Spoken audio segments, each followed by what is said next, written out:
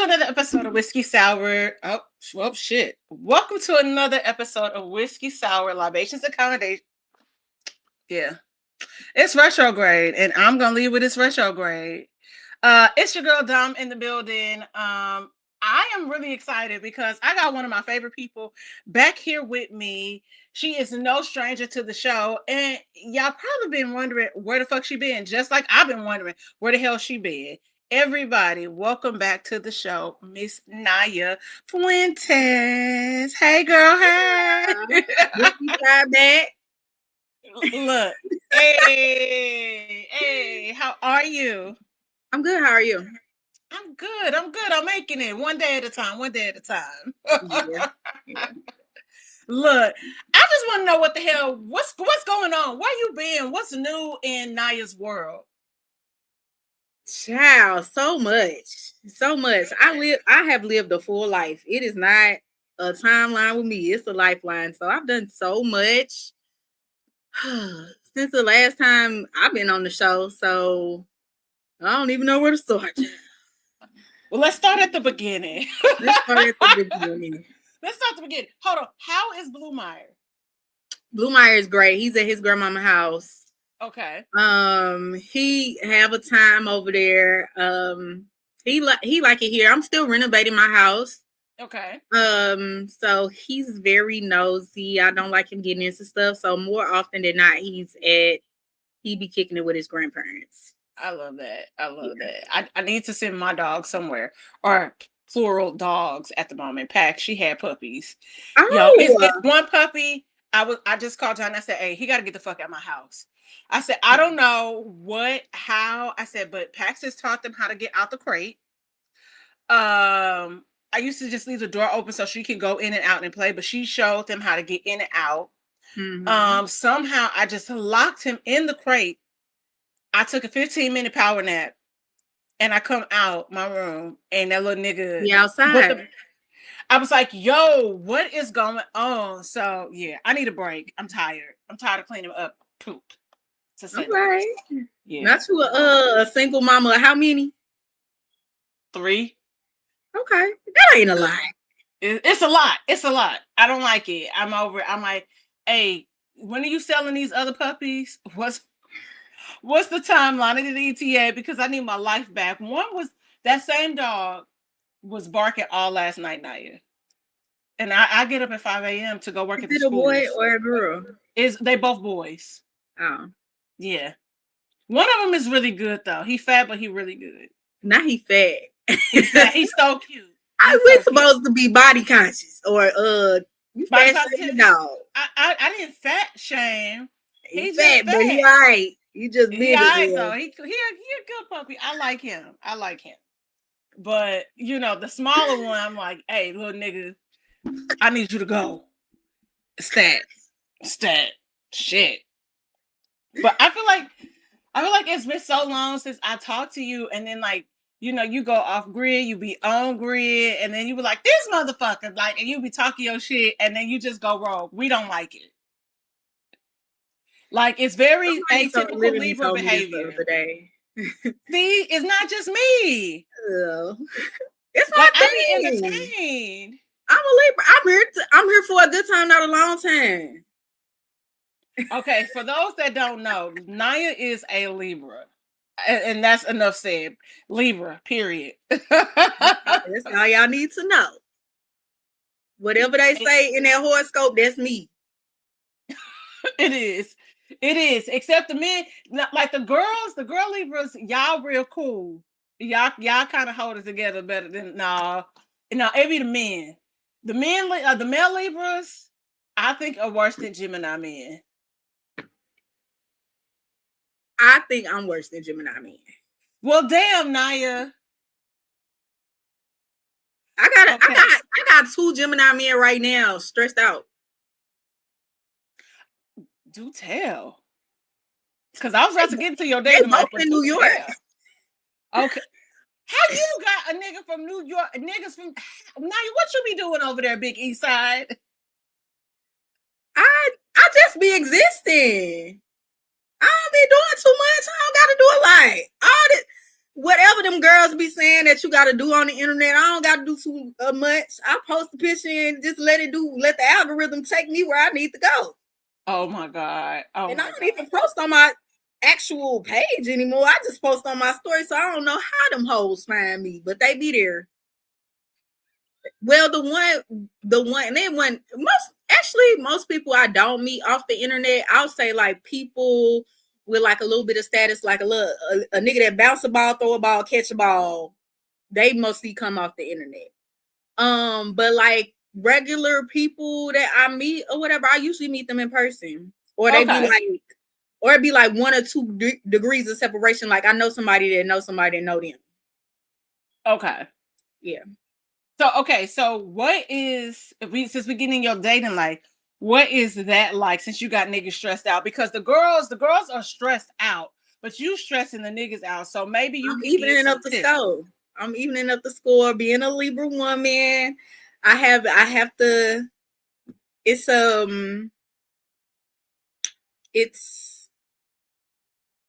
I don't know. I just got to even up the score. How you evening up the score? I don't think the world likes black women, right? And I do all the stuff that they shame us on the internet about.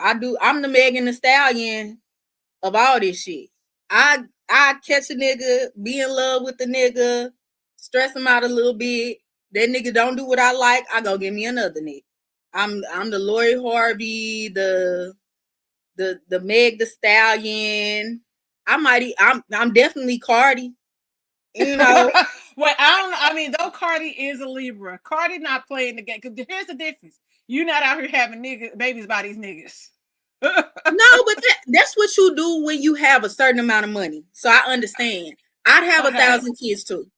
I would. If I was worth $80 million, I have way more than 4 kids. And I have about 3, 4, 5 niggas. Cause I never gave a fuck about deleting the motherfucker out of my life. I don't care if that is y'all daddy. I don't know that nigga. Also, I just want to remind y'all that I would say that the Libras are more savage, the more savage of the air signs, as an Aquarius, signed an Aquarius. I just want to let y'all know that. And Aquarius is crazy. Because y'all motherfuckers is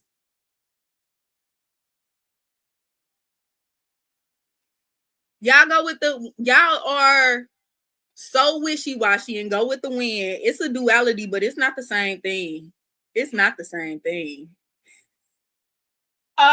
Yes and no.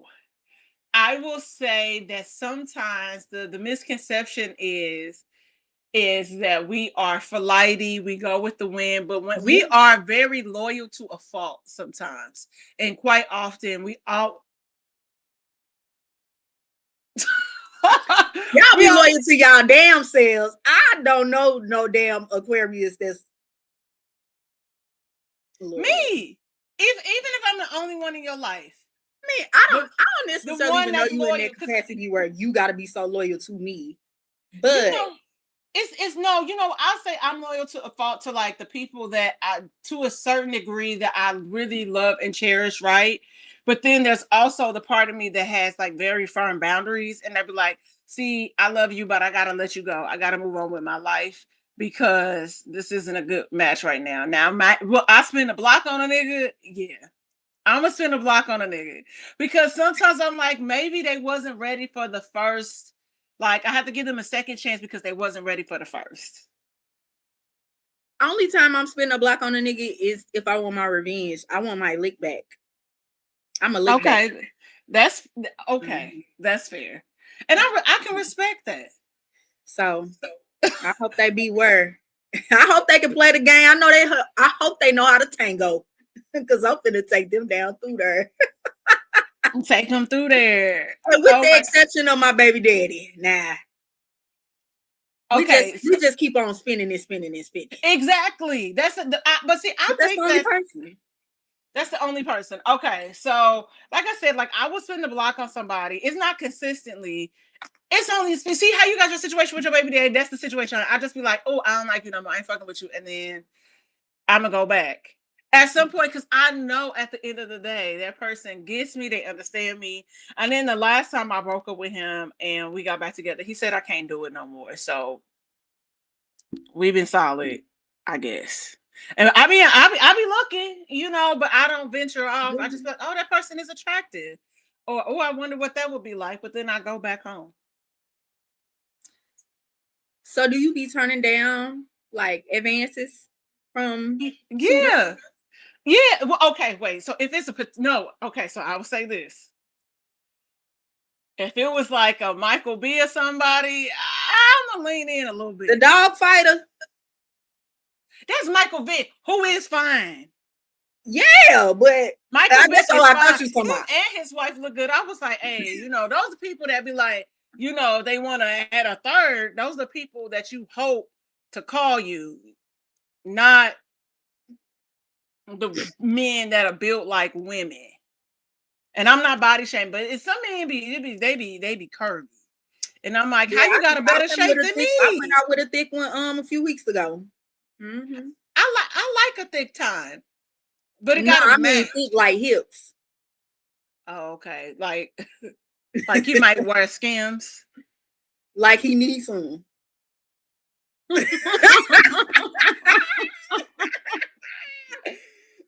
needs a girdle. He don't need no skin. He need a full-blown girdle. And see, they don't make stuff like that no more. I'll be like, where the girdles? Because the girlies be needing girdles. I'll be like, yeah, you almost had it. You just need a really good shapewear under there. Mm-hmm. So no, I like a little plush puppy. So you like them a little chunky, a little bit. Yeah, sometimes. But maybe like tall and chunky with like a muscular undertone, but still not like ripped muscles. I could do ripped muscle, but if you got like your stomach just flat or you got like just a little gut, I'm okay with that. We're gonna be gutting it together. Like a nigga used to play. He used to be cold at football. Okay, yeah. So I used to mess with this nigga from Memphis that played football, and it was a good time. He was turning me every which way but loose. Who he play for? Now this is real journalism. Oh my God. And you almost had me, and I was like, wait a second, this is my show. I could be asking you who were the balls in the shot callers in your DMs. I got two. I will say I do got 2 NFL players in my DMs right now. Okay. I see. I'm nervous about that CTE. Yeah, so that is something, but I think I got CTE too, so we twins. Okay. Well, damn it, Nya. I've been in enough motherfucking boxing matches. I done moved enough furniture around this old shit. I might have it too. We're not getting into that, but I'm just happy to see you smiling in here, okay? Because you have been through the ringer, and I don't like that. Now I put you niggas. That's my favorite part. I put them niggas through the ringer. Yeah, body by a singing nigga. I was like, Drake, this for me. Oh my God. Oh my God. I needed these laughs. Where have you been all my life? That's all I do. This one boy that I went on a date with like 2 months ago, he said, everything I tell you, you just laugh about. I said, everything is funny. Yeah. He like, I think it kind of turned him off because he don't strike me as serious, but now I think he think I'm too unserious. So I'm sorry, Nya. It's like, wait, you did you say? I be telling this. It's like life for me ain't been no crystal stair. So that's all I could do is kind of just get the jokes off. Yeah, like real Kevin Hart laugh at my pain. Let's get the giggles out and keep on moving. Yeah. I mean, speaking of like life and laughs and all of that, like what are things that you do to ensure that you are laughing, that it brings you joy, that it's not chaotic outside of your day-to-day chaos that you create for these niggas? What is that like? What is a day in the life? I'm me-centered. Okay. I'm me-centered. I took everybody out of priority. I took everybody out of first class. I sent them niggas straight to the back. I am so me-centered to the point where if ain't nobody working with my program, it could be my parents. If that's the way y'all want to act, cool. I don't have to deal with it in no type of capacity. Ain't gonna worry me. I rub my feet together every night and go to sleep just fine, knowing that I did exactly what the fuck I wanted to do today. With whatever money I had allocated to this day, I did exactly what I wanted to do today, and I ain't letting nobody get on my fucking nerves. I know that's right. I know that's right. But niggas be getting on my nerves, like the day to Really? day. You still be You letting know niggas what? get You on know your what? Not nerves? it's not in the like little. It's certain stuff. So it's like growing pains, like starting new business ventures, um like I started. Well, my 7 years ago, a friend of mine asked me to co-host a podcast with him for his sex books. So it's like him already being in the industry. Oh my God, Nya, we'll get there. And so it's like us learning how each other work. Like I don't like to be micromanaged. He Oh yeah. micromanages.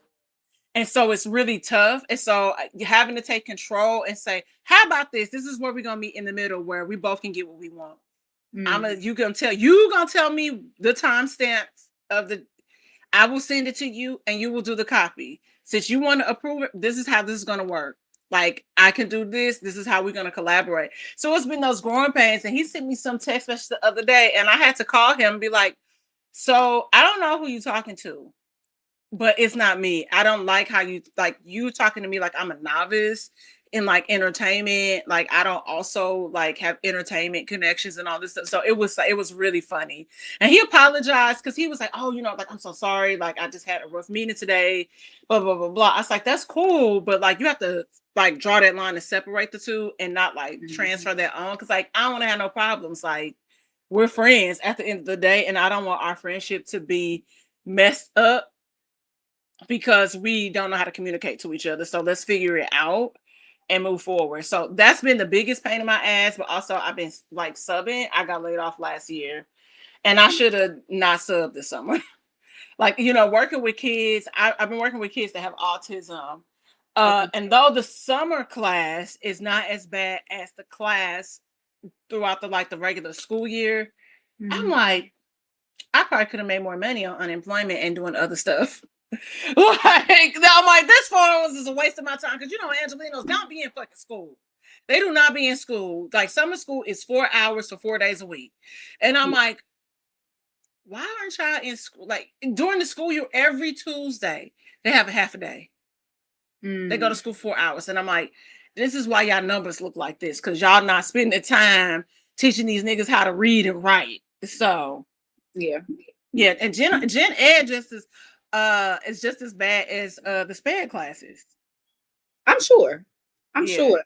I be identifying people because my mom still teaches special education because she ain't got shit else to do.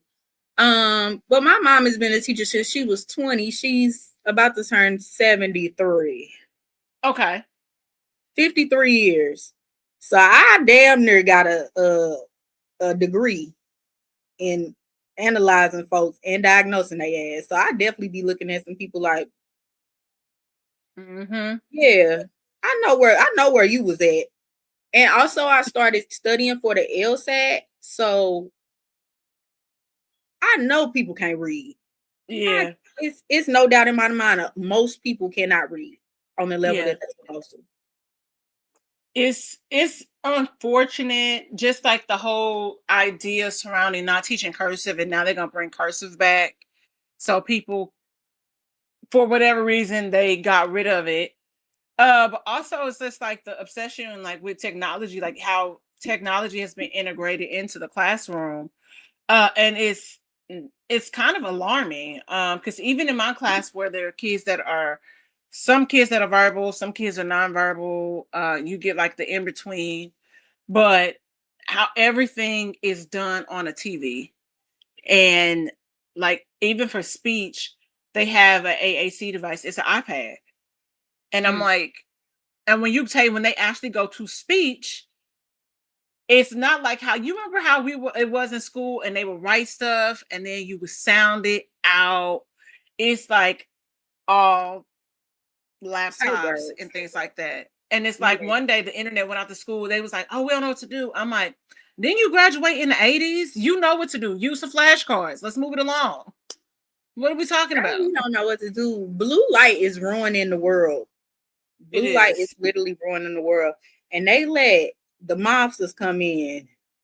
Because essentially that's who invented blue light. It got invented for casinos for people to get hooked on gambling. Okay. Because remember back in the olden days when we was kids, computers weren't backlit with blue light.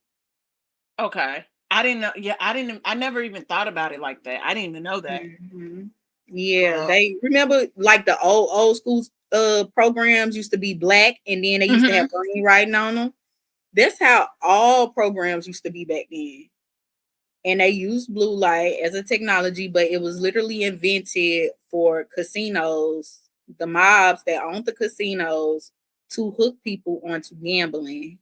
And that's why Wow. we can't put down our phones. We can't put down nothing. The cars that we drive, we're glued to them shits. Like, yeah. No, and see, and this is the duality of Nya. Like you get you get rah rah, and then you're like, yeah, because you know they did this, and I'm like, shit, I didn't know that. Like, Yeah. educate us, girl. Yeah, it's Teach us tons of some shit on blue light. lessons. I wear blue light glasses every day at work just Okay. to hedge me being in front of something all day every day because and it really does help because when I get off of work I don't have an urge to hop on my phone or to engage on like more computer activities or the iPad or the TV or nothing. I just want to cool my eyeballs down. Okay. Do you wear sunscreen every day? Not At every the day. computer? Because that's something we're supposed to be doing with the blue We should. lights. Yeah, we Yeah. should wear sunscreen every day at the computer. I don't. I used to, especially in COVID. I felt like COVID, I had so much time to do everything because I was stuck in the fucking house. But now I Okay. don't really do it every day, but I try to. Okay. Now I try to. I'm trying to get better at it, especially now I'm being on the computer more, and then like being outside at recess. Girl, it was hot as hell today on that damn blacktop. I was like, okay, can we go in early because it's hot as hell out here? I'm sure. I'm sure. Yeah. So, but it's just I think it's one of those things like some things we have to get back to basics and I was talking to the like the director of the summer program for autism and I was like, "Hey, like I don't know for what it's worth." I said, "Y'all have to talk to somebody about the classroom and how it's set up, just one in general, but when it comes to children that have like severe behaviors, why are y'all putting all those kids in one class?" Across the board. I'm like, there should be maybe 2 or 3 kids with severe behaviors, not 8 out of the 10. I was Oh, like, because people get burnt out. You're trying to create a work-life balance for your teachers, but it doesn't help when you have like all these kids and it feel like you have 20 kids in one class. And then I'm like, y'all need to separate siblings. I was like, where I'm from, you can't be in the same class with your sibling. I'm like, why do y'all have the same, like, why do you have relatives in the same class? And I get like that um, that the parents push for it, mhm. but it creates independence for the kids. It's a night girl, it's a nightmare. Like we had TK in kindergarten and we have a set of brothers. One was in kindergarten and one was in TK. And baby, that little boy that was in TK was a nightmare. And Mhm. but if his brother was out of the class, He he was was a cool. different kid. And vice versa. How many teachers do y'all have, like, or paras or inclusions? How many of y'all have in the classroom at one time? Uh, it's supposed to be in the summer class. It's supposed to be 6 of us, and Oh, one person just got injured, but mm, not at the school. okay. Yeah, but for the most part, like it's they're not thinking about like how classrooms could potentially be short staffed. There's people. you have to deal with. I know during this, at the end of the school year, there was a kid who had not been diagnosed. They had just gotten him an IEP. He was in gen ed. And I'm not trying to be funny now. You're like, the moment I saw that kid, like you said, but based on his head shape, I knew. I was like, oh, he's autistic. But I was like, why is he's severely autistic? He's aggressive. And but the parents and Black people, we have to stop being delusional about our kids. We have to stop. And their dad is autistic. Like a lot of the parents that no, because you know too, and your mother knows. It's not funny, but the way you said it, we knew he autistic. 'Cause Dad and them Grandpa was autistic. It literally be in the line. It be in the line, and so they have been trying so hard. All they would do was, because the parents refused, they would have to send him home. Because it was like, okay, we can't accommodate him. We can only accommodate him so much.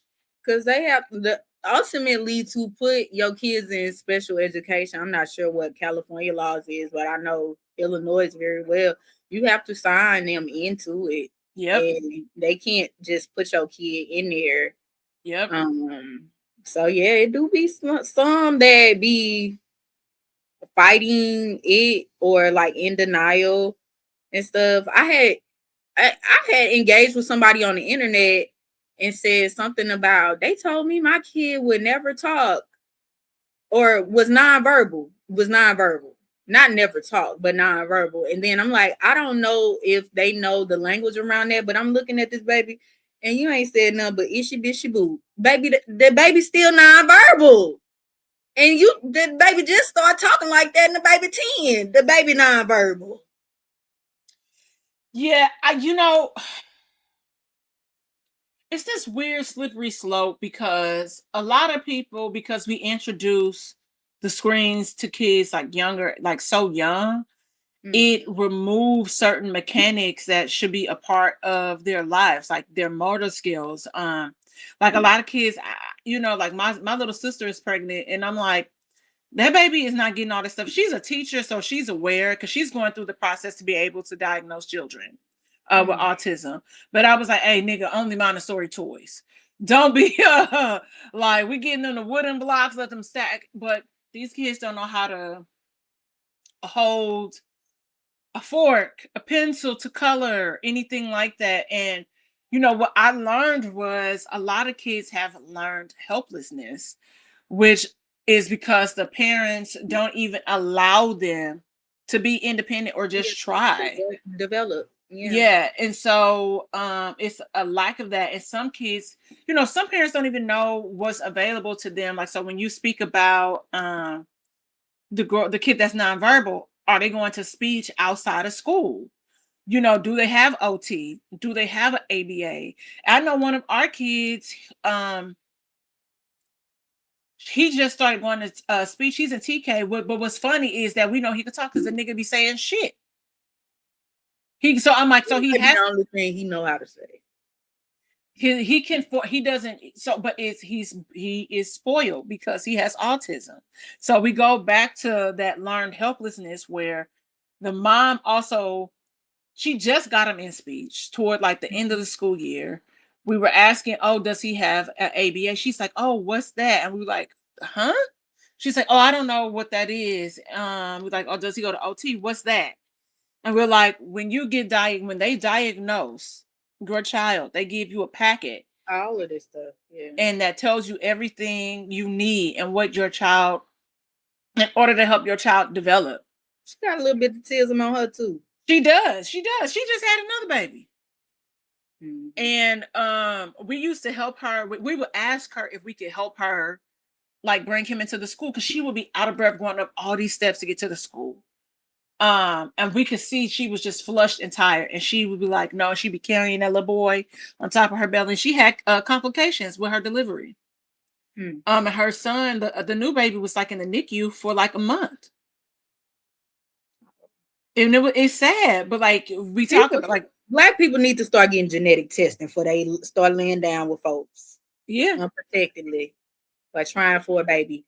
That's like one of my most scary I think like fears about having a child.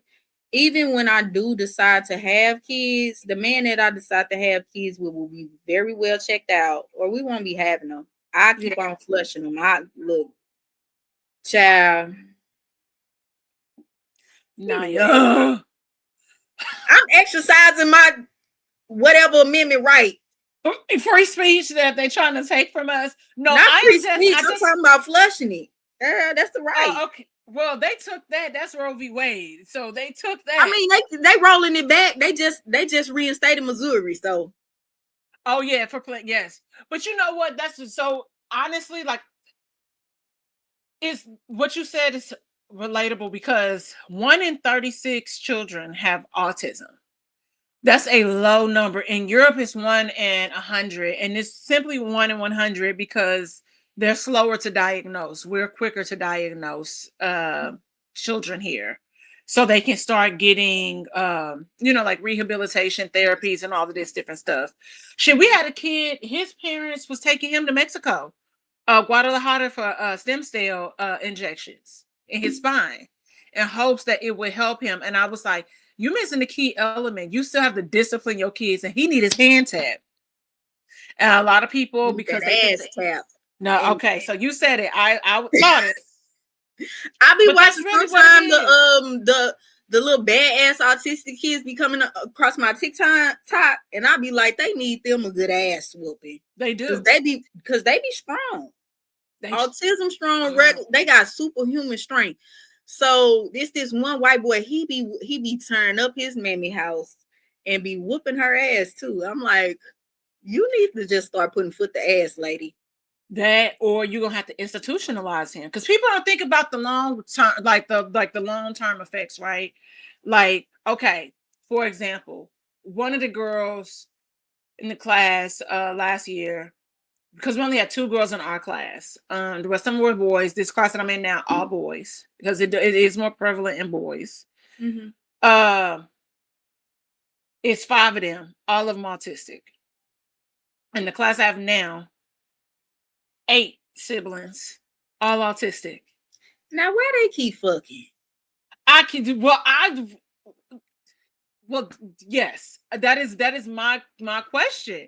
But also, it's like, if you have if you have somebody that has moderate or high functioning to moderate autism that could probably function independently, that's one thing. But when you have children that are severely autistic and that are gonna forever need assistance in some way, shape, or form, right? Y'all don't think about that one day y'all have to go, and then who's gonna take care of them? Nobody thinks about that. And so that's why it's also important for them to develop like some sort of like skill or behavior, because typically what they do out here, because they don't have a special school district per se, they will bounce them around to each school that has a class for them. And if they keep getting transferred to other classes, ultimately they'll end up at this private school that the district has to pay for. And if they cannot excel there, then they institutionalize them. And I'm like, somebody needs to tell them that a lot of these kids just need a whooping. Like, they need structure, they need discipline in their lives, just like the average person. Yeah, that's how you make America great again.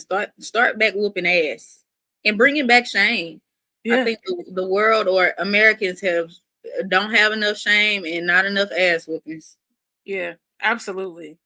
I think like, and it's weird because you just see kids, like, it's a kid in my class, like this boy, and I'm like, all you need is your ass beat. That's all. Because other than that, he fine. Because he just want to get. And my mama, being the veteran teacher that she is, she would have told him, I'm gonna ask your mama, can I whoop your ass? But also, she's a veteran and she's been teaching at the same school district that she graduated from. And in some cases, my mom has seen 4 generations of kids in special ed. Like, I had their great grandmama, I had their grandmama, I had their mama, now I got you. So she can always tap on somebody's shoulder, be like, Who you some Kim too? Oh, hold on. Your auntie was in my class. She still live on such and such. I'm finna ride Mm-hmm. past her house and ask her, can I whoop your ass? Because you doing too much in my motherfucking class. Sit your monkey ass down. But also a black school district. It's a black city ran by black people. So you have more autonomy over people. This is a woman that deeply cares about children. I always tell people, my mom, even though I'm my mom's only child, I'm just the favorite. She's had thousands of children. She's had thousands of children that she poured into. It's kids that we done brought into our home. It's kids we done paid for their proms, senior dues, dresses, gowns, send off to college. And my mama has had special kids that was in special ed that went off to college and had made a life for themselves and they had no damn problem. Mm-hmm. Some of it amount to a lot of it amounts to they need somebody to nurture them. And that may look like disciplinary nurturing. Yeah. Yeah. Yeah. And then I think you're absolutely correct. That is how we would get America back to. I be trying to say, I can't say that. It's just what the connotation that comes with. But yes, that is absolutely how you make America great again, because it's just like getting back to the basics. Like we used to care about education, we used to care about careers and things like that, and now it's just capitalism, patriarchy, white supremacy, and people don't even fucking try no more. Yeah. You know? At least when we had old school white supremacy, we had home ec. A motherfucker knew how to balance a checkbook, knew how to read an analog clock. Girl, there are no clocks in the classroom. Because it's not required to know how to read a clock. It's not required to know how to do a T-chart to balance a checkbook. It's not required I mean, I guess they're bringing back cursive. I don't know. But my nieces and nephews don't know how to write in cursive. What? So how y'all sign? How y'all gonna sign shit? They cursive. I ain't gonna say they don't know how to read in cursive. They don't have great penmanship because after a certain point, mind you, I got the oldest nephew I got, he is 22, 23 years old. He about to graduate college. No, I'm lying. He already graduated fucking college. This past graduation. Okay. My niece, she's going to college. They don't have great penmanship.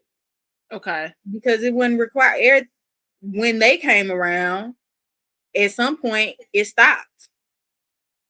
And then the ones under them, the ones, I got another niece about to go to college, and then after that it drop off, and then the next one is like 10 years old. He don't know how to, barely know how to write.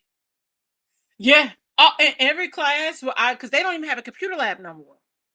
The school I'm at, they don't have a computer lab. All the kids, I was walking to the bathroom. Everybody had a tablet, even in Gen Ed. I said, well, what's going on? How they write? They're not gonna know how to write. And and everything touchscreen. Yeah, I'm like, okay, well, okay, I realized I was in a different world when I went to undergrad, and I was in undergrad, but like some people that took the class from me, they was like 17, and I was like 20, and but I grew up with older parents too, and we was in this sewing class, and they said something about like pressing clothes. They didn't know the difference between pressing and ironing, and also most of them had never used an iron because most of the clothes that I guess they started wearing, even just that 3-year gap, most of the clothes was wrinkle free. You could just throw it in the washing machine or the dryer. You could spray it down with water, throw it in the dryer, it come out, ain't got no wrinkles. Yeah. I don't know how to use iron, and I know how to use iron. I ain't that much older than y'all. Yeah. Yeah, I mean, it's basic life skills like that learned helplessness, that codependency. Like I know one of the things that I loved about the teacher that I worked with and worked under, she would make them get their food. Like we would, we wouldn't take them to the lunchroom because it would just be overstimulating for them. But so we would have lunch delivered to the class, and then we would set it up for them, but we would say you have to get your food. or we would make them try to open stuff, and then or we would open it so much where they could, okay, I can pull it now, complete it. So I know I have to do this, so I have to keep trying at it, learning, teaching them how to use forks. Like one of the kids, when they had the IEP at the end of the year, the mama didn't know that he could use utensils. And she was like, "Wait, y'all don't feed him?" No, he Hell was no. he was He got going home. two mobile arms. They work. Yeah, Yeah, come on over here. yeah. Let me show you And what to do. And we can figure out until you strong enough to do it. But I ain't finna be scooping and duping in this motherfucker every day with your ass because you are able. It's I don't know why people do that to their kids. It's more harm than anything. yeah. And you have some teachers that perpetuated like this particular. I'm like, why don't y'all have them do this by themselves? Like he knows how to do it. You know, he knows if he can put the food in his mouth and he can throw his tray away, he should be getting his own food. Now, what is the genetic background of those teachers?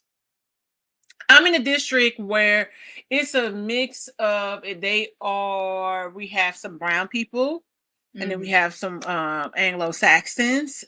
It's not a lot that look like me. I have met at the last school, I think I was the only Black woman, Mm-hmm. and actually More Black the person. Anglos that are perpetuating a lot of that. Because I just feel like what the You world know be what? is a And Black mama. it is the majority of the kids in my all the kids in my class are brown. No, I'm just saying, is it the Anglo-Saxons that are kind of stunting their growth by also like creating an environment that those particular kids, if they have like the boy that his mama ain't know he could use utensils. If he have two working arms, two working hands, then why we can't teach him how to feed himself? Why would you opt to just feed him versus teaching him how to feed himself? Is there more of Anglo-Saxons setting up that environment? Oh, okay. Yeah, no. I be feeling like what a word, like the Black woman effect is real. I be feeling like people be needing a Black woman specifically to come in and be like, girl, we not doing it. No. Yeah. It's because this part of I'm in Whittier, so it's like a LA County, or I don't even necessarily know if it's LA County. It would, because they have a different police force, so they're their own entity or county, or what we would call municipality back home. So it's a lot of brown people, and a lot of them have money. And then you get like, it's like a percentage of white people over there. You get somebody, like I said, it's like two Black women at the school that I'm at right now. But and even as far as kids, like I only really remember seeing like maybe 5 or 6 Black kids in the school year. Well, now that you say that about their socioeconomic status, then that kind of makes sense. A lot of Some of people with more money or more well-to-do just rather pay for it. so like the family that's going to Guadalajara to get the injections, they gotta have a little bit of chump change. Oh no, they got a lot of chump change. Like they got to, because like no. We looked up because the kid was absent a few days, and so the mom is very communicative. She's really sweet. Stayed buying us lunch, stayed giving us like nice gifts and all of that. And she just I made a candle for her at the end of the year. I was like, I just appreciate you so much, and I made this with love, blah blah blah blah. And she was so happy. But because like parents want to know that you see them too, like that you appreciate them more than just a thank you. Sometimes it's just something kind, and those injections are not cheap. They cheaper in Panama City, but in Guadalajara, because it's a new like they advancement. gentrifying Guadalajara too. So. Yeah, and so some of them. We had another kid. the brothers, they mama, they have money because their mama is a lawyer. I forget what the daddy do. But I was like, this bitch walking up in here in Louis Vuitton and she just giving me a mug or an In-N-Out gift card. I'm gonna need some Louis Vuitton slides just like her. Shit. Okay, I know I'm pushing it. You pushing it. but you know, it's just like, but you think about that and what people, and each person is kind of different. And but like both of their parents, so it would be things where they would kind of be in denial. But like for the kid that's going to Guadalajara, I'm like, all of a sudden I know he started to mirror other kids' behaviors. That's the other thing too, which is why they cannot have kids with big like behaviors all in one place. Because if this, you know, so now you set this kid up, now this kid is set up, so to regulate the room, it takes about an hour sometimes. So he was climbing. We couldn't find out they had one of the other teachers was like, oh, he has a jungle gym in his room. That's why he climbing. And we're like, what? She's like, yeah. So take Spider-Man ass the fuck out of her. Yeah. So it's stuff like that where they can't associate, and which he know this ain't his house, that he should know better. But the other kid, his parents was like, he afraid of heights. We like, well, this you want to see the pictures of him climbing up on stuff? He's not afraid of heights. So then you run into that. No. That's a lot. That's a lot to deal with. I would be so overstimulated, girl. My life I can't right now where I'm at. I could not do that. I think I am a pretty loving, giving person, but I too be overstimulated and I'd be like, oh baby, nah, let me just walk away from this. Yeah, so, no, it is a lot. Listen, thank you for your service. If I got one with a little tears, I'm sending them straight to you. Look, okay. You know what? And I'm gonna send them right to say to be like, here, girl, make sure you go get my kid has to be in this class. She's such an amazing person. Because my nephew has autism, is high functioning. But then I kind of, I see certain stuff in the one under him, and I'm like, hey, y'all.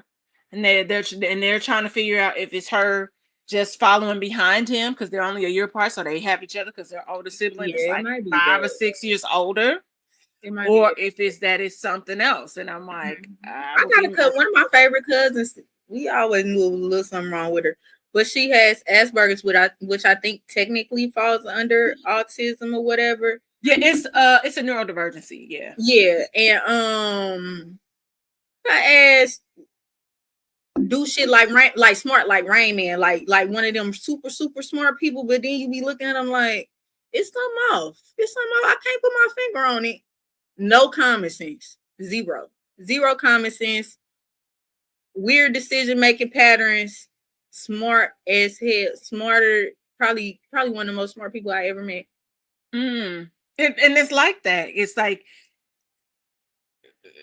like you said, it's like, okay, I could do this really well, but then this basic stuff is just tough for me. Yeah. I mean, I've been having to talk with Jesus because I was like, I've learned the lesson. I would like to move on to the next great thing, not die, but like career-wise. No, okay. Let me be very clear in my verse. I asked Jesus like that the other day. Yeah. I asked Jesus. I said, "Look, I hit my sister up because my sister, her man is Nigerian, and I got a niece and a nephew that are Nigerian also. Okay. And, we had one of them graduated from my nephew. He graduated. He's going to kindergarten. And he had a big graduation, and we cooked some jollof. And last summer I had snagged me a little, not a football player, but a football player. I had snagged me a little soccer player off the team in St. Louis. Okay. And he was African, but like Angolan or something like that, more that way of Africa down there a little bit. So I hit my sister up last week and I said, send me that jollof recipe My nephew need an uncle. I'm trying to catch me another soccer player because they all out and through here. I'm about to start traveling to some of the cities where they is at. So I had a conversation with God. I said, Lord God, just send me a little football player. Send me a football player. Okay, you got to write it down and say it to him, but then you got to be specific in the traits. God sent me 2 NFL players. I said, you know what? I'll take it. See, that's why I told you got to be specific. Because you remember my situation specific. with the baller, and I remember writing it down in my journal and talking to God about it, and I was able to get him, and I was like, okay, this was cute. Now I kind of need him to spin the block. The learning curve is that he got a secret kid. That might be a dream deferred, like a raisin in the sun. I need to write it down by Drake. Like, I want Drake to stop messing with white women, and I want to be able to. Why aren't you coming out here then? You know, Drake be bopping around all the time out here. I don't want him to pick me up on no bopping shit. I want him to be like. No, when I say bopping around, he be outside. Like, you can go. Yeah, to, I'm like, sure. Yeah, I was like 1 week off from and run into Drake. I was 1 week off from seeing him in Turks. It's gonna happen. That's the only motherfucker on my. I feel like that's really on my list that I'm like, I gotta. You want to deal as a Libra? You want to date a Scorpio?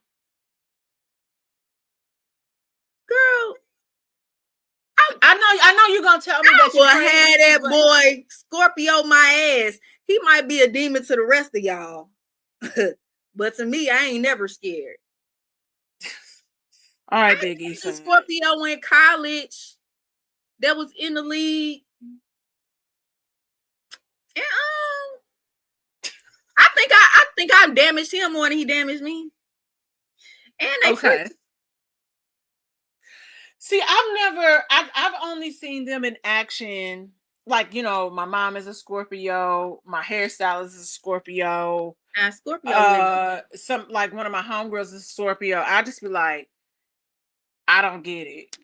Like, y'all don't be thinking before y'all speak, and then you try to talk them through stuff, and they don't want to hear you. I'm like, you can't come and ask you for advice. What you think about, but you already got your mind made up. Why you wasting my time? You gonna do what you gonna do any fucking way. I be wanting to know what people think. I don't care. Like, I'm not gonna use it for nothing. I just want to see if I'm tripping. And then once I hear it, and if it don't align with me, then I'm like, no, this bitch tripping. I'm not tripping. It ain't me. It's everybody else. It's not me. I knew. Then I call a Libra and be like, now am I tripping? They be like, nah, bitch, you not tripping? Yeah, no, I don't know. It's stuff that happened. I was just like, so why was that your response? They are very confrontational. I will say that. It's a water sign. Yeah, ain't no water sign. Don't know why no water sign want to tango with me. And they the fake tough ones. Like, I'm not scared. Please. Come on now. I don't know if I like long lasting. We're gonna have to look up what's the percentage of success for a Libra. Scorpios in Aquarius or no Scorpio and a Libra. I ain't got time for no Scorpio. You know what? He is on the cusp though. He's the first day. Yeah, he's the first day of Scorpio. Okay. So I think he probably might exhibit more. When the character of Drake, maybe not Aubrey, but the character of Drake screams Libra to me. See, I was thinking it screams Scorpio with a Cancer moon. Let me let you know this right now. I got a Cancer rising. And there it is. There's. I got a Leo moon though, so I'm like. Yeah, I got a Leo moon. I got a Leo rising and Leo moon. Yeah, but the balance is I kind of do care about this person a little bit for the time being. That's that Cancer rising. Yeah, you know, every interaction I've had with a Cancer has broken my heart, and I was like, I can't do this. And it's mainly because they're love bombers. Me too. And that might be the Cancer jumping out, but I'm a love bomby ass bitch. Really? Yes. I You know, love to love bomb. I'm trying to think over the history of us like being like friends and connected. If we, I don't know.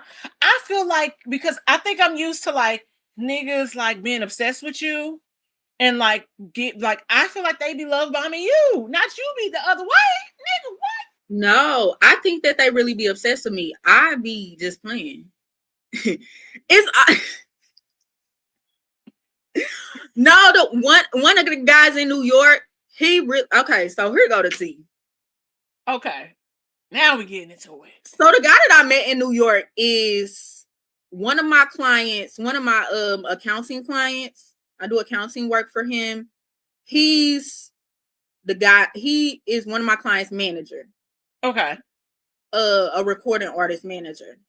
Now, I met him. They ended up, we have mutuals. Anyways, I ended up going to Rolling Loud with them as a plus one guest or whatever. Okay. And had a fucking time. Now the manager, ever since the first time he laid eyes on me, he was so like, I could, you know how you could tell somebody watching you, but you don't want to let them know you watching you, so you just observing, but they're observing every little thing, little tidbit about you. Mm-hmm.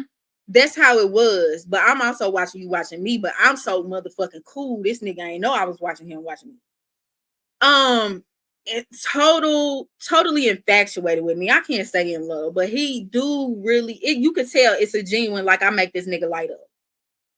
Oh. He got a kid, of course. Niggas be having kids, whatever.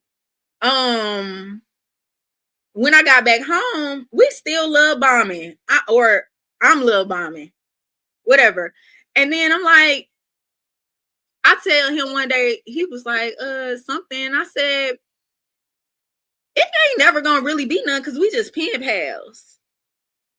After I've been love bombing, based off of the energy you giving me, I feel like he is actually genuinely like me, but I also don't take what people say as face value. It's just talk. And I'm a talker. So we just gonna talk. We pen pals. And I had suspected him being in some type of relationship.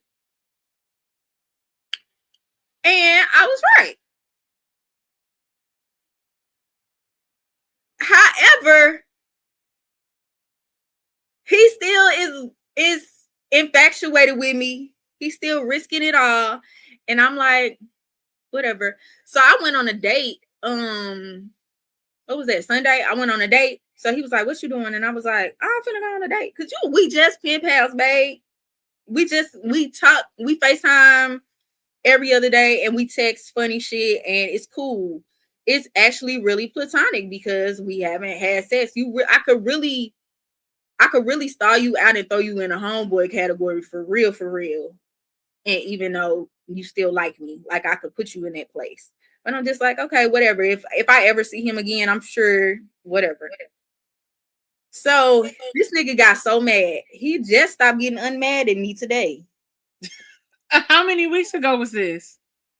No, it was no. When he got mad today, when did he first get mad? He got mad on Sunday because I said I was going out on a date. So on Monday he was like, "How your little stupid date went?" Don't you live with a woman? Yeah, why you asking about me? But you know, ain't nobody more single than a man that's attached to somebody. Exactly. It is New York, and I do understand, like, it'd be hard. It'd be hard for housing. It'd be so whatever you gotta do to keep your head on that pillow, nigga, by all means do it. But am I going to be like thinking in my mind that we gonna be together? You and that girl ain't fucking, or y'all don't have some type of emotional relationship because y'all have a kid together?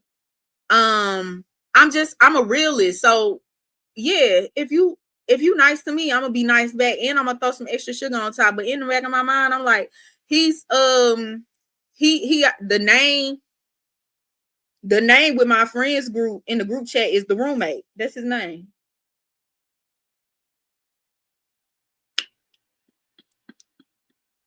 And so, men, yes, if y'all want to know if we give y'all nicknames, we do. Yeah. Yeah, Every like single one. my sister was dating a guy and she called him nigga nurse. He was kind of thick too, huh? It wasn't that he was thick. He was fit. He would, he was fit, but he wasn't like thick, thick. I met him. He ain't had hips.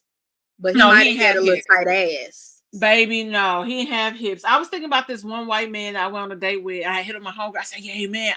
I said, "You remember that dude hips? That's what we nicknamed him because I was talking shit about him, but he didn't hear me when he was walking in front of me, and I was on the phone. I said, "Yeah, this white man got some hips," and then I kept walking, and then he kept stopping. I was just like, "What the fuck is happening?" And then he kind of cornered me while I was on the phone and asked me out, and I was like, "Ah, fuck." But then my homegirl looked him up, and he was like the exact one of them patients. She's like, "You gotta go out with him," and he was a creep. I left the day. Hell no, my friend baby daddy, I named him Legs. He real bow legged, like yeah, like a parentheses. Yeah, I didn't talk to a dude, and he was nice. Also a Cancer because he had kind of like bowed legs, but it reminded me of my uncle that I didn't really give a fuck about. So I was like, "Oh, I'm traumatized by them knees and them legs. Like, this is not gonna work." But handsome in the face, but so like you talk about jeans and stuff. I had to think about that. His mama could have straightened them legs out. He needed a good pair of stride rights and a little brace as a little kid. They could have straightened them legs out. I had a homeboy that wouldn't put brace. I'll tell you who offline. Who he know offline. But I was like, why didn't you? Because he's like, I didn't want nobody to teach him. I said, but he's like a toddler. He's not in school. Like, put that nigga in braces. And furthermore, he gonna get teased. And he was terribly pigeon-toed. He's gonna get teased when he's an adult. Yeah. So why not fix certain things?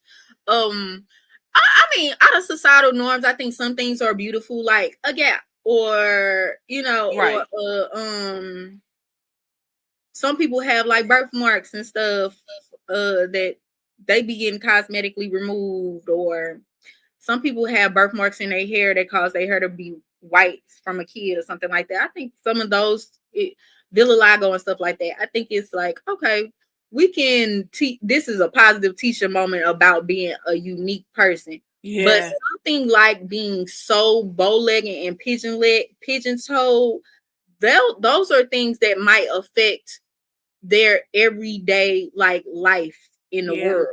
Yeah, and their quality of life too. Because I would think that's just so. Because like your feet, especially if it's not just, I could imagine your feet going and then you pronate. So like now on top of it, you're uncomfortable. Yeah. Yeah. So it's like I got feet issues. I got calluses all on the side of my feet because I'm leaning. Yeah. So yeah, girl. That's why I'm down. I'm down with GLP-1s and all that, baby. If you big, don't wait to have a heart attack, ho. Get on that trizepatide, semaglutide, all that shit. Get on that shit, baby. Come on, big baby, bring it down. I know I shouldn't laugh at it, but no, it's like for the right stuff. If you need to lose 10, 20 pounds, you need to take your ass to the gym. But like you said, ain't the white police. No. Because here's the thing, but we talk about people wanting stuff easy, quick, fast, and a hurry. But it's like, okay, you could have had a diet for a week and been fine. But I'm with you, but if you really need it, that would have worked in the 80s. However, we got so much stuff in our food. She said that would have worked in stuff in our environment. Yeah. It's so hard. It's not just aging. I talked to somebody yesterday that said because over the last 2 years, I know you probably seen I got chunky. Over the last 2 years, I started my health journey to lose weight. So within the last 2 years, you be thinking you chunky, and I be like, shit. I was big. Look, because first of all, like y'all think I'm tall. Nya is tall. You talk about Meg Thee Stallion? Yes, it's her. She thinking all the right places. Because God said I have to work for ass. Okay, Nya, you was born with it. Okay? But, however, a little over 5'9", I had got to 230 pounds. Okay. But Even you though I ain't have no stomach, cool, yeah, I'm built how I'm built. I got bitches in my family way more ass than me. Plateau, they 300 pounds. Just imagine me 300 pounds with the same type of body type, ass fat, no stomach. Never had I got the little one with Asperger's. Never had a stomach in her life. She's 300 pounds, 5'2". Damn. Okay. And I mean, and it's celebrated. It's celebrated in Black families. Like, oh yeah, this bitch, she ain't fat. She ain't got no stomach. She technically ain't fat. That be the cause of if you're fat or not. You just thick as long as you ain't got no stomach. I did not want that to be my lifestyle, to just keep on getting bigger, because I see it in my family. And while I may have looked good at that weight because I didn't have a stomach, that's just genetic makeup. I was never gonna get a stomach. I still look like I had abs at 230. Like, you could still see the lines and the crease in my stomach, even though it looked kind of like more of a fat pooch. Just like a man that used to be a football player that used to have stack abs. He grew a little bit. You could kind of still see the vision of the six pack in there. It just ain't there. So you could see the vision of that stomach, but it just wasn't there still. But also, I didn't have no hangover. I didn't have no fupa, nothing like that. Now, I just got under 180. Okay. That's 50 pounds that I've been able to lose in the last 2 years. So I understand the fact that it's not just age. I'm the same body. It's not just age. In undergrad, I remember I was like, that freshman 15 shit ain't have nothing on me. I went to college, and within a couple I think 3 years into college, I had went to 130 pounds to 180 pounds. Okay. Still I've been the same height since I was 13. So it's still the same height, but I remember looking at myself in the mirror like, oh yeah, bitch, you're fat at 180. That's literally the weight I am now. I looked at myself as a young adult as fat at the weight I am now. I remember losing, literally, I just stopped fucking eating. I mean, I ain't stopped fucking eating, but I ate in a very great caloric deficit. Okay. And I was living in Chicago all the time. So I was always walking anyways. And 3 days a week, I would walk on the treadmill 3 miles at a 15% incline. And that's how I lost weight. I lost 40 pounds in 6 weeks. Damn. The food different. It's definitely different. And when people say like different stuff, like when we talk about these kids and stuff, and they're like, it's a lot of kids that are obese. Like, we got a kid in our class. He tall. He in the first grade. He going to the second grade, Nya. Mm-hmm.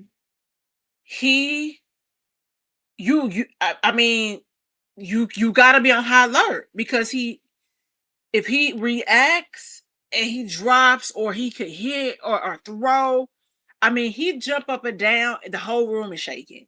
Yeah, he can hurt himself or hurt somebody else, especially he can hurt. Yeah, and it's like another one like that too. And I'm like, I said, how much do you think he weighs? And she's like, I think he weighs about 50. I said, that's like 80 pounds. I said, I know 50 pounds is that kid right there. I could pick them. I said, I'm struggling. I said, no, like, no, he's like 80 pounds and he tall. Yeah. So yeah, it's in the food. They allowing people to put more and more stuff in the food. That's why when we go to these other countries, the food do not taste the same. It's that shit that they giving us is banned. Yeah. In hundreds of countries.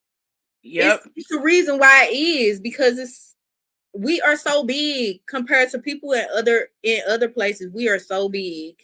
We are not supposed to be this big. They literally killing us. It's so much harder to lose weight now than it used to be able to lose weight. So some of it, I be like, well, if a bitch want to lose 10 pounds, 10, 20 pounds, and this bitch, I literally, for the first year of my health journey, I was constantly losing and gaining the same 20 pounds the whole year. And Okay. I'm a But person was that it that the fat was turning into the muscle? Because you know the muscle weigh more than the fat. no, it wasn't that, because also I'm a naturally muscular person. So all that Okay. weightlifting, weight training, straight training shit, I don't do it. I do straight cardio. Because when I drop the weight, the muscle's gonna pop out. I never needed to do a push-up. So Okay. Well, my lucky. personal body type is I already like I think it would be beneficial for most people to get them scales that kind of analyze a lot of stuff. My scale analyze my body, like my muscle mass and like where it's at. So it analyzed my muscle mass on my stomach, in my arms, in my legs. It give you a percentage. It'd be like, oh, this is high, this is low, yada yada yada. It give you like a whole breakdown of your protein, your bone density, and your fat, in regards to everything. So of course you have to use a little bit of common sense to be like, okay, this is measured on a scale for white people too. So that's something that you have to take into account, just like Yeah, BMI. a lot of that stuff is built like that. Built Yeah, out like BMI, you don't really pay too much attention to BMI because that goes off of a white male yeah. scale. But also it's just like, damn, I that body fat content high as a motherfucker. Hold on, big baby, let me bring it on down. And if somebody need a GLP-1 to help jumpstart them, also the stuff, not just the stuff that they're putting in the food is strange, it's addictive. It's just like blue light. So they're manufacturing it so we want it more, and our brain can't turn off the dopamine that it sends to the brain, because we want these these motherfucking cheese puffs that shoot out glitter. Yeah. So And I tried to keep it together. Like I was like, I can't be laughing at everything you say because like I know you being serious, but you know it's hard. But like, because you know, like I remember what rapper was that? Because like you know, I have a terrible sweet tooth, and so it was a rapper that was saying it was harder for him to get off sugar than what it was for him to stop doing cocaine. yeah, And so I it's one believe of it. and I know like one of my friends, I have one of my homeboys on here that's a trainer. And he was like that. He's like a lot of that is, you know, being hydrated enough. He was Mm. like, because if you stay hydrated enough, it will cut a lot of that the cravings out. Um, and so, but it's me, like I used to drink a gallon a day, and now I'm at a half a gallon because I was like, oh my God, I was peeing so much, and I was it was you know, it's a disruption. But it's like getting back to that and just really being mindful, because like thinking about like, well, when I get older, I don't want to be sick and you know have these achy things. Like if I have too much sugar now, I know like my A1C had dropped last year, which is good. You know, it was like I was teetering pre-diabetic and then Mm. getting it down. It's like, okay, I want to get it down, so I have to cut this out. I know the Now, difference. girl, ain't no reason you should supposed to be no damn pre-diabetic. I know, but I got friends that like have high blood, and I'm like, how you got high blood pressure? Like, what's happening? Sometimes that's family Yeah, stuff, sometimes it's especially genetic. with black people.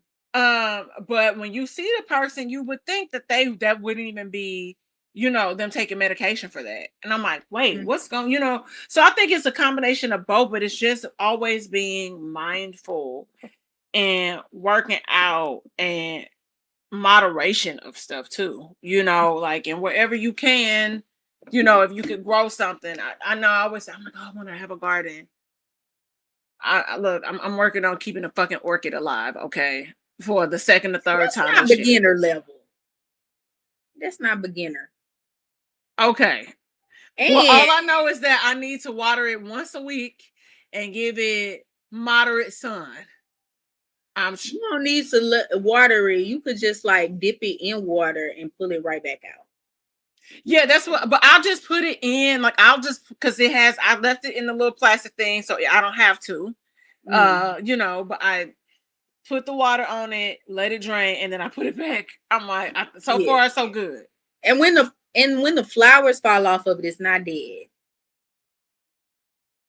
It's not dead. It's a plant, boo. It's not a flower. It's not dead. So you've probably been throwing away live orchids this whole time. They only flower for about 12 weeks and then they die. The flowers do. The flowers fall off.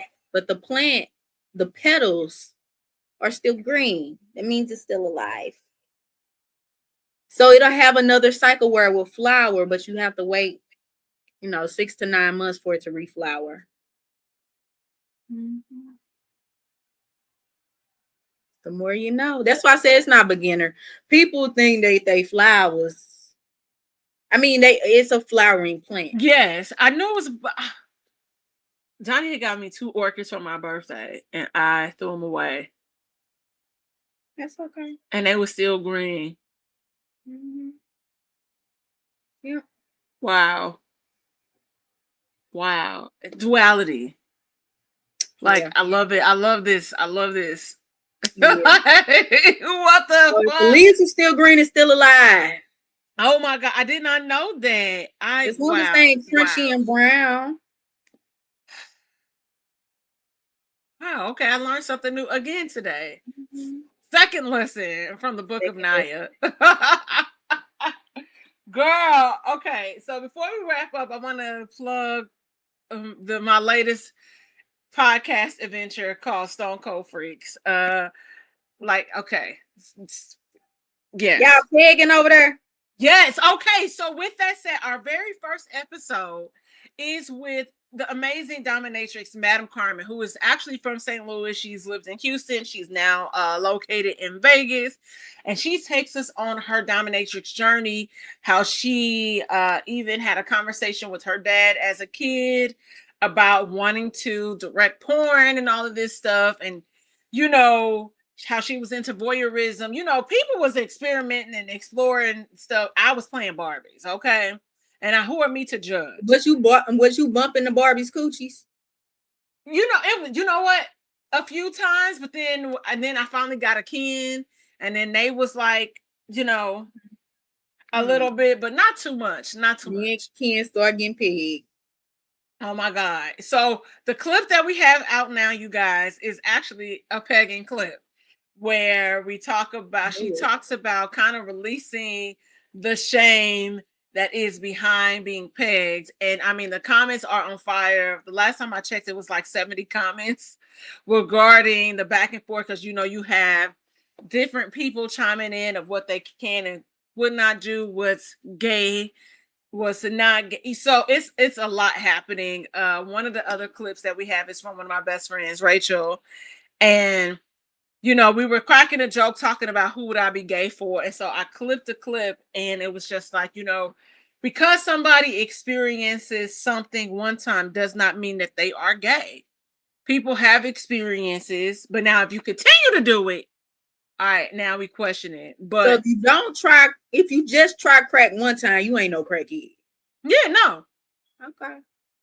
You're not. Now, if you go back multiple times, crack is whack. You a crackhead. You're going back. But Nya, I what's really cool about this show, it is being able to dissect the spectrum of sex and sexuality. A lot of Black people, in our community, sex is still very taboo. So we're talking to all walks of life that have explored different levels of kink, different levels of BDSM. We have therapists on the show. We have. I know I ain't gonna be on the show. Huh? Yeah, I know I ain't gonna be on the show. I'm vanilla. But here's the thing about vanilla. That is one of the clips that we debunk on Stone Cold Freaks Mythbusters. It is our very first clip. People that are vanilla also have kinks. So Carmen breaks it down. I'll send you the clip. But she breaks down how vanilla people have kinks. And so you might not be the kinkiest, but certain things that you could like as a vanilla, that is a kink. That's what turns you on. To you. I like a nigga eat the groceries from time to time, but that's really as far as I go. Don't put shit else in my butt but a thumb or a tongue. And that's fair. some people would think that's kinky. And so what's really cool, like I said, it's really fun. Just engaging with people. And we talk to so you like one of my like my best friend, my friend Bernie comes on the show. And he identifies as gay, and we go through his journey. He shares with us how he was molested. Maybe he thinks that is what maybe made him gay, and he tells us so much more. And it's just a really overall good time. There are hot takes, but it's really educational at the end of the day. We're just trying to have fun and educate people. I'm trying to get this one dude from for season 2 from 90 Day Fiance who identifies as a gynosexual. And so a gynosexual is a person that is just attracted to femininity, whether it's on a woman, whether it's on a person that's Tired trans. of us making up new words. Look, I ain't never heard of a gynosexual until I saw that season of 90 Day, and I was like, okay. But it's just so many. So he likes anybody that is female presenting. Yes. Whether it be a biological woman or a trans woman. Yeah. Okay. Or a non-binary person. Or a non-binary person. Damn, I'll be leaving out the wild card. Yeah. Yeah. And so it's is that the one? Huh? Sam Smith. I think he said he's non-binary. I think he's non-binary. Mm-hmm. But then I don't know if he is a they or them. I think he'll they them because my daddy used to listen to Sam Smith, and he said, I don't know what them folks just be doing. I just, Sam Smith, the man I be listening to some of his music, or it was either Sam Smith, Ed Sheeran, or whatever. No, it's Sam Smith. He said they came out as not. My dad loves very eclectic about music. So if it has like a real good beat or something or good lyrics, like he be attracted to music. He said, all this non-binary shit, what is that? How you gonna be a they? I said, I let folks be whatever fuck they want to be, Dad. Yeah. Ain't got nothing to do with me. So if you want to be called they, what's up, they? What's up, they, them? Yeah, so y'all get into the first episode dropped. What was that? Yesterday. That would be July 6th. It dropped, and I mean, super excited. Never thought I would end up being in this space. But it's been a good time. It's been interesting, just learning so much. I didn't even know when it comes to like open relationships or polyamory, andry, all of this stuff. It's a thing called a polycule, and like a molecule, but it's a polycule, and then it branches off, and then baby, it's so much. And but it's a good time. Too fucking freaky for their own good. That's why it is welcome to Stone Cold Freaks. Because I'm not the freak. That's all of this can be summed up in they just freaks. That's it. Yeah, people be freaky. And men be freaky too. They will fuck a couch. We know that. So yeah. So y'all, thank y'all so much for tuning in to this episode of Whiskey Sour Libations and Conversations. Be sure to like, subscribe, and share the podcast wherever you podcast. And Nya, thank you so much for coming back. I have to have you back sooner rather than later. I like this. Definitely. And then tell the people where they can find you on the social networking. Y'all can find me at Nya Fuentes. Y'all can find me on Instagram at Nya Fuentes. I don't know if people still tweet, but I still got my page on there. Threads, Nya Fuentes, TikTok, Nya Fuentes, and then Facebook. I do got a Nya Fuentes page, but I don't never really be on there. You got to catch me on Liliana Fuentes, and it's about 5 of them. So just get on there. You're going to get in tune, see which one the right one. You know what? Never mind. Y'all. See y'all back here next week.